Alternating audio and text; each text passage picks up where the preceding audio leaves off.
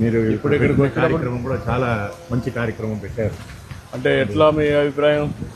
చాలా బాగుంది సార్. పురాణంలో భాగవతంలో 4వ స్కందంలో ఋతు మహారాజా అని ఒక మహారాజా ప్రార్థన చేస్తారు. అంటే దేశంలో ఇవన్నీ సుభిక్షం లేకుండా కరువు కాలం అయిపోతుంది. అప్పుడు ఆయన ప్రార్థన చేస్తుండగా అప్పుడు భూమాత ప్రార్థన చేస్తారు. భూమాత వెళ్ళిపోతుంటే భూమాతని ఇచ్చి నమస్కారం చేసి అంటే నన్ను దాసి కాకుండా తల్లిగా చూడు, ఈ పరిసరాలంతా కూడా సవ్యసాహంగా ఉండాలంటే నా దగ్గర నుంచి అన్ని తీసుకుంటున్నారు కానీ నాకేది ఇవ్వడం లేదు.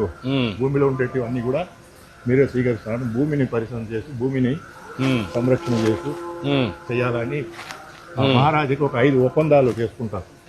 ఆ 5 ఒప్పందాల్లో ఇది ఒకటి.